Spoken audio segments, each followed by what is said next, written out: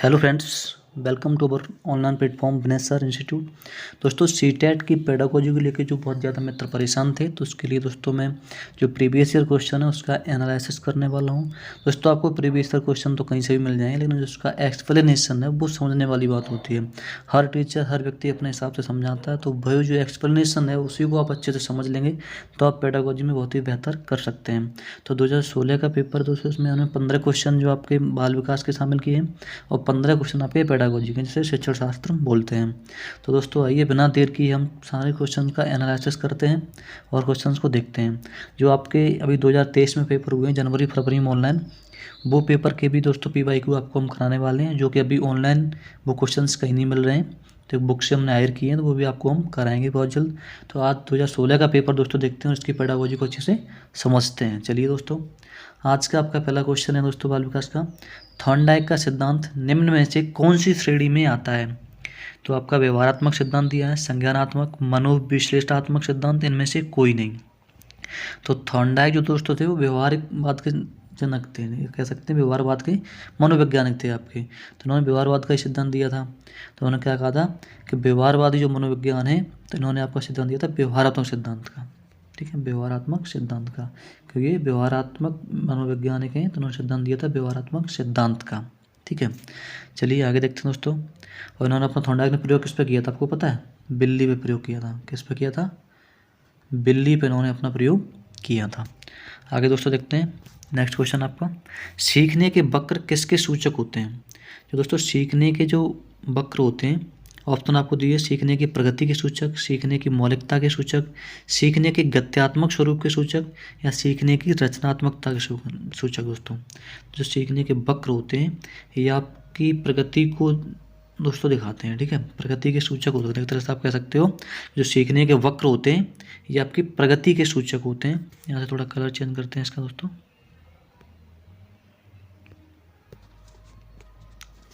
एक minute, okay. चलिए दोस्तों आगे देखते हैं अगला क्वेश्चन आपका। क्वेश्चन दिया है, व्यक्तित्व का सामाजिक अधिगम सिद्धांत किसने दिया था? दोस्तों व्यक्तित्व का सामाजिक अधिगम सिद्धांत आपका दिया था बंडूरा और वॉल्टर ने। किसने दिया था? बंडूरा और आपके वॉल्टर महोदय ने। तो आपका ऑप्शन ए सही हो जाएगा यहाँ से, बंडूरा और वॉल्टर महोदय। और डॉलर्ड और मिलर ने आपका सिद्धांत किसका दिया था, बता सकते हैं आप लोग? इन्होंने दिया था अनुकरण अधिगम सिद्धांत दिया था। क्या दिया था? अनुकरण अधिगम सिद्धांत दिया था डॉलर्ड और मिलर ने। और कार्ल रॉजर्स आपके हैं, रॉजर्स ने क्या दिया था अपना? सूचना प्रक्रिया अधिगम सिद्धांत। क्या दिया था? सूचना अधिगम प्रक्रिया सिद्धांत दिया था। और युंग ने भी एक दोस्तों सिद्धांत दिया था आपका वो दिया था सर विश्लेषणात्मक मनोविज्ञान का सिद्धांत दिया था युंग ने। ठीक है, आगे देखते हैं। ये आपके CDP के क्वेश्चन कह सकते हैं, आप चाइल्ड डेवलपमेंट सिर्फ कह सकते हैं। पेडागोजी के 15 क्वेश्चन अलग से शामिल किए, वो 15 के बाद शुरू होंगे। ठीक है, अगला क्वेश्चन आपका दोस्तों है, मिरर ड्राइंग परीक्षण निम्न में से किसके मापन हेतु प्रयुक्त होता है? तो जो आपका मिरर ड्राइंग परीक्षण होता है किसके मापन के लिए दोस्तों शुरू होता है? ये अधिगम के मापन के लिए इसका प्रयुक्त होता है। अधिगम मापने के लिए इसका यूज करते हैं। अधिगम कह सकते हैं आप, सीखने के लिए यूज कह सकते हैं। तो ये मिरर ड्राइंग परीक्षण जो होता है आपका अधिगम के लिए या सीखने के जो मापन किया जाता है उसके लिए प्रयोग करते हैं। आगे दोस्तों क्वेश्चन आपका अगला देखते हैं। केंद्रीय प्रवृत्ति का एक माप है, सेंट्रल टेंडेंसी मेजरमेंट जो होता है उसके माप में क्या आता है आपका? प्रसार क्षेत्र, माध्यिका, औसत विचलन या मानक विचलन। तो इसमें दोस्तों आपका आता है माध्यिका। माध्य, माध्यिका, बहुलक, ये सब किसमें आते हैं? केंद्रीय प्रवृत्ति की जो मापें होती हैं उसमें आते हैं। ठीक है, जबकि औसत विचलन, मानक विचलन ये सब इसमें नहीं आते हैं।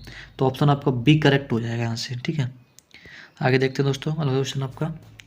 निम्न में से कौन शेष से भिन्न है? क्या दिया आपका? TAT, 16 PF, cloud picture test और ड्रॉ इमेज टेस्ट। ये सारे परीक्षण दोस्तों आपके किस चीज़ के हैं? ये आपके व्यक्तित्व परीक्षण हैं। और इसमें आपके जो 3 हैं वो अलग हैं और एक अलग है। तो ये आपका 16 PF परीक्षण है ये। ठीक है, ये किसने दिया था? कैटल ने दिया था। कैटल ने व्यक्तित्व परीक्षण में आपका ये दिया था 16 PF। ठीक, ये तीनों जो बाकी परीक्षण है आपका TAT, क्लाउड पिक्चर टेस्ट और ड्रॉ इमेज टेस्ट, ये कैसे प्रक्षेपी है। ठीक है, और जो कैटल ने 16 PF दिया था ये आपका कैसा हो जाएगा? प्रक्षेपी परीक्षण नहीं है, तो ये आपका अलग हो जाएगा। तो ऑप्शन बी आपका यहाँ से सही हो जाएगा। आगे दोस्तों नेक्स्ट क्वेश्चन आपका, विकासात्मक कार्य के प्रत्यय के प्रतिपादक थे। विकासात्मक कार्यों के जो प्रत्यय के प्रतिपादक थे वो आपके थे हैवीगेस्ट। कौन थे? हैवीगेस्ट। तो आपका विकल्प बी सही हो जाएगा यहाँ से। अब हैवीगेस्ट दोस्तों कौन थे, क्या थे, इनके बारे में थोड़ा जानेंगे। ये दोस्तों आपके शिकागो यूनिवर्सिटी के प्रोफेसर थे आपके, रॉबर्ट हैवीगेस्ट, ठीक है, अमेरिका के। तो आपका ऑप्शन विकल्प बी सही हो जाएगा। आगे देखते हैं अगला क्वेश्चन आपका।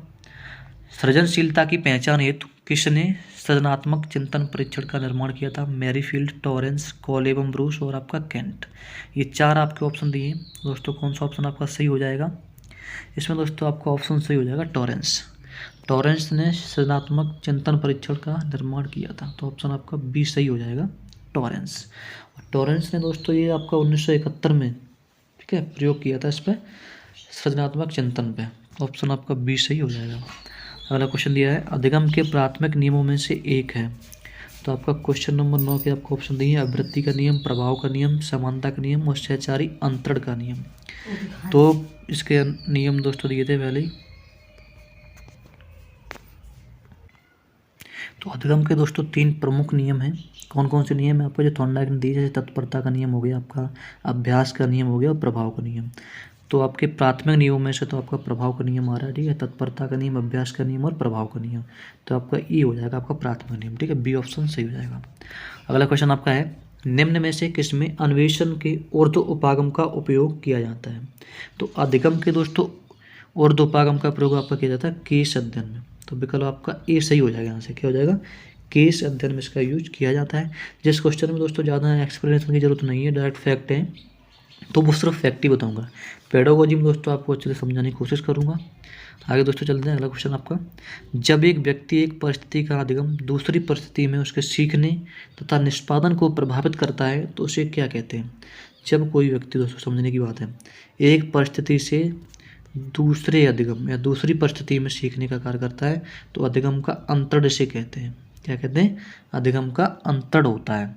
तो ऑप्शन आपका सी सही हो जाएगा। वाला क्वेश्चन आपका दिया है, जी वॉल्स के अनुसार सृजनात्मक चिंतन का प्रथम चरण कौन सा होता है? तो जी वॉल्स के अनुसार दोस्तों सृजनात्मक चिंतन का आपका प्रथम चरण क्या होना चाहिए? ये होता है उपक्रम दोस्तों। विकल्प डी सही हो जाएगा आपका। क्या होता है? उपक्रम होता है। इनका पहला चरण आपका उपक्रम होता है, दूसरा आपका उद्भव होता है और तीसरा उद्भाषण आपका, और लास्ट में आपका क्या आता है? मूल्यांकन वाला। ठीक है, चलिए आगे देखते हैं। अगला क्वेश्चन आपका, ने प्रयत्न में भूल के सिद्धांत का प्रतिपादन किया था। बहुत ही अच्छा दोस्तों क्वेश्चन और बहुत ही आपको रटा हुआ होगा, ये तो क्वेश्चन बहुत फेमस है। तो प्रयत्न और भूल का सिद्धांत दोस्तों किसने दिया था? त्रुटि, ये आपका हो गया भूल त्रुटि कह सकते हैं। प्रयत्न और भूल का सिद्धांत ये आपका थॉर्नडाइक ने दिया था। ठीक है, किसने दिया था? थॉर्नडाइक ने। तो आपका विकल्प सी हो जाएगा। 1898 में इन्होंने प्रयोग किया था बिल्ली पर, 1898 में, तब इन्होंने सिद्धांत दिया था प्रयत्न व भूल का सिद्धांत। चलिए दोस्तों आगे चलते हैं। अगला क्वेश्चन आपका, व्यक्तित्व व्यक्ति के अंतर्गत उन मनोशारीरिक गुणों का गतिशील संगठन होता है जो पर्यावरण में उसके अपूर्व समायोजन को निर्धारित करते हैं। उक्त परिभाषा किसने दी है? तो ये परिभाषा दोस्तों आपकी किसकी हो जाएगी? G.W. आलपोर्ट की हो जाएगी। व्यक्तित्व की ये परिभाषा किसकी हो जाएगी? G.W. आलपोर्ट। तो विकल्प आपका सी सही हो जाएगा। ठीक है, आगे क्वेश्चन देखते हैं। सीखने में पलायन आधारित होता है। तो सीखने में पलायन मतलब सीखने से आपको भागना, ये क्या हो जाएगा? एक तरह से नकारात्मक पुनर्बलन होगा। ठीक है, सीखने से आप पलायन कर रहे हैं तो ये आपका नकारात्मक पुनर्बलन होगा। तो विकल्प आपका बी सही यहाँ से हो जाएगा। चलिए दोस्तों आगे क्वेश्चन देखते हैं। क्वेश्चन एक आपका दिया है, एक बच्ची कहती है, दोस्तों यहाँ से पेडागोजी शुरू होती है और आपको यही समझना है। पेडागोजी का सारा खेल है सीटेट में। एक बच्ची कहती है, धूप में कपड़े जल्दी सूख जाते हैं। वह ... की समझ को प्रदर्शित कर रही है। किसकी समझ को? प्रतीकात्मक, अहम केंद्रित, कार्य कारण या विपर्य चिंतन। तो जो लड़की कह रही है कि धूप में कपड़े जल्दी सूख जाते हैं, तो दोस्तों कार्य कारण को आपको प्रदर्शित कर रही है। कैसे कर रही है? किसी अन्य वस्तु की उपस्थिति में कार्य के होने के संबंध में कार्य कारण को संबंध दर्शाया जाता है।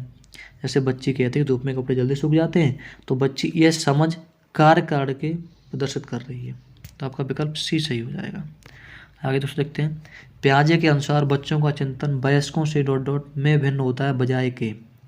तो पियाजे के अनुसार बच्चों का जो चिंतन होता है वयस्कों से प्रकार में भिन्न होता है बजाय मात्रा के। ठीक है, मात्रा कुछ भी प्रकार में भिन्न होता है। तो आपका हो जाएगा वयस्कों से, यहाँ आएगा आपका प्रकार और बजाय यहाँ पाएगा आपका मात्रा। तो विकल्प आपका सी सही हो जाएगा। ठीक है, पियाजे के अनुसार बच्चों का चिंतन वयस्कों से प्रकार में भिन्न होता है बजाय मात्रा के। तो विकल्प आपका सी सही हो जाएगा। आगे क्वेश्चन अगला है आपका, निम्नलिखित में से कौन सा एक आधारभूत सहायता का उदाहरण है। मतलब बेसिक जो आपको सहायता दी जाती है उसका एग्जाम्पल आपको बताना है। अनुमोदन और संकेत देना तथा नाजुक स्थितियों पर प्रश्न पूछना, शिक्षार्थियों को प्रेरित करने वाले भाषण देना, या आपका प्रश्न पूछने को बढ़ावा देना, ठीक है, बिना स्पष्टीकरण देना, मूर्त और अमूर्त दोनों प्रकार के उपहार देना। यहाँ पे 2 पॉजिटिव आपको वर्ड लग रहे हैं दोस्तों, एक आपका बी और डी। अब आपको बी और डी में से चुनाव करना है जो सबसे ज़्यादा आपको सटीक लग रहा है, ठीक है। तो इसमें क्या दोस्तों, तो शिक्षार्थियों को प्रेरित करने के लिए सबसे ज़्यादा आधारभूत जो सहायता होगी वो आपका होगा, इनको दोस्तों शिक्षार्थियों को प्रेरित करना, भाषण देना, ठीक है। तो आपका विकल्प बी सही हो जाएगा। शिक्षार्थियों को प्रेरित करने वाला भाषण देना आधारभूत सहायता हो जाएगी ये दोस्तों, ठीक है। अगला क्वेश्चन देखते हैं, वाइगोत्स्की के अनुसार बच्चे सीखते हैं जब पुनर्बलन प्रदान किया जाता है, परिपक्व होने से, अनुकरण करने से, वयस्कों और समवयस्कों के साथ परस्पर क्रिया से। तो दोस्तों जो वाइगोत्स्की हैं ये आपके किसके हैं, इन्होंने संज्ञानात्मक पे दोस्तों कारक बताए हैं, ठीक है। और सामाजिक जो आपकी भाषा वगैरह है, द्वितीय भाषा, उस पर उन्होंने बात की है। तो सामाजिक कारकों के अंतर्गत ये चीज़ों को जोड़ते हैं। तो एक तरह से आप कह सकते हैं कि वयस्कों और समवयस्कों के साथ परस्पर क्रिया से, इस पे चीज़ पे ये बल देते हैं। वाइगोत्स्की के अनुसार बच्चे कैसे सीखते हैं, वयस्कों और समवयस्कों के साथ परस्पर क्रिया से, अपनों से बड़ों से और अपने साथियों के साथ परस्पर जो क्रिया करते हैं उससे बच्चे सीखते हैं। आगे दोस्तों अगला क्वेश्चन आपका है, कोहलबर्ग ने प्रस्तुत किए हैं, क्या किए हैं, संज्ञानात्मक विकास के चरण, शारीरिक विकास के चरण, या आपके संवेगात्मक विकास के चरण, या नैतिक विकास के चरण प्रस्तुत किए हैं। तो कोहलबर्ग ने दोस्तों, लॉरेंस कोहलबर्ग ने आपके बालक के नैतिक विकास का सिद्धांत दिया है, ये चीज़ आपको पता होगी। तो ये नैतिकता के बारे में ही बात करेंगे, ठीक है। और इन्होंने 3 मूल रूप से दिए हैं। तो आपका नैतिक विकास के चरण की बात की है, प्रस्तुत किए हैं, जो आपके पूर्व परंपरागत पहला चरण आपका होता है, दूसरा आपका परंपरागत स्तर होता है, और तीसरा आपका उत्तर छूटगत स्तर जिसे बोलते हैं। तो इन्होंने नैतिक विकास के 3 चरण दिए हैं, ठीक है, 3 स्तर। आगे दोस्तों अगला क्वेश्चन आपका, निम्नलिखित में से कौन सी स्थिति बाल केंद्रित कक्षा कक्ष को प्रदर्शित कर रही है। मतलब बच्चे के आधार से आप पढ़ाएंगे नहीं कि शिक्षक केंद्र शिक्षण करेंगे आप, नहीं, बाल केंद्र शिक्षा आप कैसे देंगे। तो 4 ऑप्शन दिए, चारों ऑप्शन में आपको जो सूचीबद्ध ऑप्शन है वो आपको देखना है। एक कक्षा जिसमें शिक्षिका नोट लिखा देती है, नहीं, तो आप नेगेटिव हो जाएगा। एक कक्षा जिसमें पाठ्य पुस्तक एक मात्र संसाधन होता है, एक मात्र, ये आपका नेगेटिव वर्ड है, तो यहाँ पे आपका ये नहीं होगा। एक कक्षा जिसमें विद्यार्थी समूह में बैठे हैं और शिक्षिका बारी बारी से प्रत्येक समूह में जा रही है, बात तो सही है। चौथा ऑप्शन भी देखते हैं, एक कक्षा जिसमें शिक्षार्थियों का व्यवहार शिक्षिका द्वारा दिए जाने वाले पुरस्कार और दंड से संचालित होता है, नहीं, पुरस्कार और दंड से संचालित होगा तो आपका नेगेटिव चीज़ हो जाएगी। तो ऑप्शन आपका सी बिल्कुल सही हो जाएगा। समूहों में बैठे, ठीक है, और बारी बारी से प्रत्येक समूह में जा रही है, दोस्तों आपके समावेशी शिक्षा पे बल दे रहा है। तो आपका विकल्प सी यहाँ से सही हो जाएगा। आगे दोस्तों क्वेश्चन आपका है, बुद्धि क्या है, थोड़ा हाईलाइट हमने किया था, फिर 4 ऑप्शन कर दिए। तो बुद्धि आपकी क्या होती है दोस्तों, सामर्थ्यों का एक समुच्चय होता है, ठीक है। बुद्धि क्या होती है, सामर्थ्यों का एक समुच्चय होता है। तो विकल्प आपका यहाँ से ए सही हो जाएगा, ठीक। चलिए आगे देखते हैं, अगला क्वेश्चन आपका दिया है, भाषा विकास के लिए प्रारंभिक बचपन काल है। तो भाषा विकास के लिए दोस्तों प्रारंभिक जो बचपन काल होता है कैसा होता है, अति संवेदनशील काल होता है, ठीक है। तो यहाँ से आपका विकल्प सी सही हो जाएगा। भाषा विकास के लिए प्रारंभिक बचपन आपका क्या होता है, अति संवेदनशील काल होता है। चलिए आगे दोस्तों देखते हैं आपका अगला क्वेश्चन, एक सह शिक्षा कक्षा में लड़कों से शिक्षक यह कहता है, लड़के बनो और लड़कियों जैसा व्यवहार मत करो। यह टिप्पणी क्या दर्शाती है, जाति भेदभाव। लड़के लड़कियों के साथ व्यवहार का एक अच्छा उदाहरण है गलत। लड़के लड़कियों के भेदभाव की रूढ़िबद्ध धारणा प्रकट करता है। लड़कियों पर लड़कों की जीन वैज्ञानिक महत्ता को उजागर करता है। क्वेश्चन 24 दोस्तों बहुत ही अच्छा, और इस तरह के क्वेश्चन आपके बनते हैं, ठीक है। तो जाति भेदभाव का पर्पाचक है, जाति की इसमें बात अभी नहीं की गई, ठीक है। लड़के लड़कियों के साथ व्यवहार का एक अच्छा उदाहरण है, ये तो गलत नेगेटिव हो जाएगा, ये गलत उदाहरण है। तो लड़कियों लड़कियों भेदभाव की रूढ़िबद्ध धारणा, ठीक है, ये आपकी ट्रेडिशनल जो चीज़ें हैं उसको दर्शाता है, धारणा को, रूढ़िबद्ध, ठीक है। तो विकल्प आपका सी सही हो जाएगा। लड़के लड़कियों की भेदभाव की रूढ़िबद्ध धारणा को प्रदर्शित करता है। वो कह रहे हैं लड़के बनो लड़कियों जैसा व्यवहार मत करो, एक रूढ़िवादी सोच को दर्शाता है। तो विकल्प आपका सही हो जाएगा यहाँ से। अगला क्वेश्चन दोस्तों आपका है, आकलन क्या है। आकलन बच्चों को लेबल करने के लिए वर्गीकरण। तो वर्गीकरण बच्चों का आप नहीं कर सकते, आपका नेगेटिव हो जाएगा, ठीक है। आगे दोस्तों, बच्चों में प्रतियोगात्मक भावना को सक्रिय रूप से बढ़ावा देना होता है आकलन का मतलब, नहीं, ये भी नहीं होता है, आपका नेगेटिव हो जाएगा। प्रतियोगात्मक आप भावना को सक्रिय नहीं करेंगे। सीखने को सुरक्षित करने के लिए तनाव और दबाव को उत्पन्न करना है आकलन, नहीं। तनाव आप नहीं देंगे। सीखने में सुधार का एक तरीका होता है। आकलन जो आप करते हैं, आकलन करते ही इसीलिए कि बच्चे ने क्या सीखा है, क्या कमी रह गई, उन कमियों को और दूर किया जा सके, ठीक है, उपचारात्मक शिक्षण पर किया जा सके।